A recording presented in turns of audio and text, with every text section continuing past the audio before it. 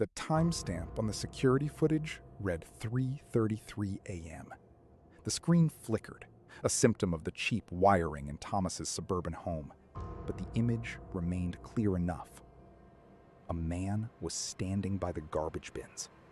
He was not a monster. He was not a demon. He was just a man in a heavy, tattered coat, perfectly still, looking directly up at the camera lens. In his right hand, he held a rusted, mud-caked pellet gun. I shouldn't have looked. I should have just deleted the file. But he didn't. Thomas sat in the glow of his laptop, his breathing shallow. The man on the screen didn't move for 4 straight minutes. Then, the feed cut to static. What investigators would later piece together was this. Thomas had lived a quiet life. He worked as an archivist. He kept his coffee cup on the right side of the sink. He checked his locks 3 times before bed. He was, by every account, a normal person. But normal people do not have their trash systematically dismantled. Normal people do not wake up to the smell of stagnant water and wet earth inside their locked homes. It started a month ago. I heard a tearing sound outside my bedroom wall. I thought it was a raccoon. That was the lie he told himself. It was the kind of choice anyone might have made. He had grabbed his heavy black magnet, walked out the back door, and found it. Just the bees leaning against the wall. That was the place they started.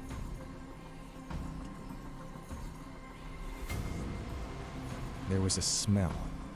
It smelled like wet leaves and copper, like the bottom of a deep ditch. I told myself it was just the garbage. He had done this before, made excuses. The next morning, Thomas saw his neighbor, Rachel, walking to her gray SUV. He forced a smile he didn't feel.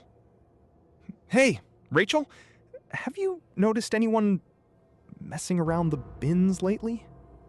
Or a weird smell?" A smell? I don't smell anything unusual. My bins are fine, Thomas. Right. Probably just a stray dog. Sorry to bother you. She had looked at him a half-second too long. He noticed, but he filed it away. 2 weeks later, the escalation began. Thomas found an envelope on his porch. It was his own bank statement, discarded days ago. It had been opened. The contents were gone. I thought it was identity theft. A homeless person looking for a quick score. I ordered a camera from Amazon that same day. He didn't tell anyone where he aimed the camera. He didn't call the police. That was the last decision he made with full information. 3 nights later, the tapping started.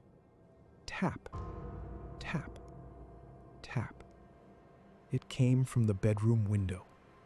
Thomas lay perfectly still. He could hear his own pulse. He told himself it was a bird. But birds do not tap in perfect, methodical rhythms. Go away. Just get out of here. The tapping stopped. The silence that followed was worse than the sound. The next morning, he found a muddy footprint beneath the window. It didn't have toes. It looked like a dragged heel, as if someone was limping heavily, dragging one foot through the wet grass. And then came the night of the footage. The night Thomas finally saw the face of the man in the coat. I paused the video. I zoomed in. The man's face was filthy, smeared with dark mud, but the features were unmistakable.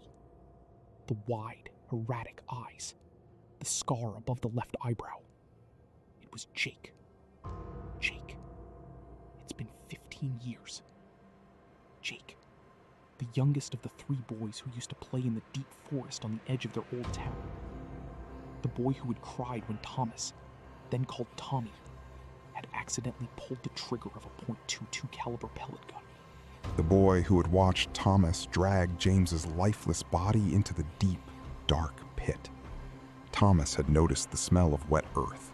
He had noticed the dragged heel. He just hadn't known what it meant. Jake hadn't moved on. Jake had gone back to the pit. He dug him up. Oh God, he dug him up. The realization hit him with the force of physical trauma. The sliced garbage bags weren't a search for identity theft. Jake was looking for proof of Thomas's current life. The tapping on the window wasn't a bird. It was the metal barrel of the old pellet gun against the glass. Have to leave. Have to pack my things right now. He moved toward the bedroom door. He stopped. Sitting perfectly centered on his neatly made bed was a small, decayed object. A black bird's skull, wrapped in a piece of faded, blood-stained fabric. The fabric was from a shirt Thomas had worn 15 years ago. How did he get in? I checked the locks. I checked them 3 times. The window he always left cracked for fresh air was closed. He hadn't closed it. Jake had been inside. Jake had watched him sleep. What do you want from me, Jake? I was a kid. It was an accident. He shouted into the empty house. No one answered. There was no dramatic confrontation. Jake didn't burst out of the closet with a knife. Jake didn't want to kill him. Jake wanted him to live with the weight of the soil. Thomas never called the police. He couldn't explain the pellet gun, or the bird skull, or the man in the video without explaining the pit in the forest. He abandoned the house the next morning. He left his furniture, his clothes, and his coffee cup on the right side of the sink. He moved to a different state. He changed his name again. But he still checks his locks 3 times before bed. And sometimes, when the wind dies down and the suburban street goes perfectly quiet, he hears the sound of a dragged heel on the pavement outside. He has not opened his windows in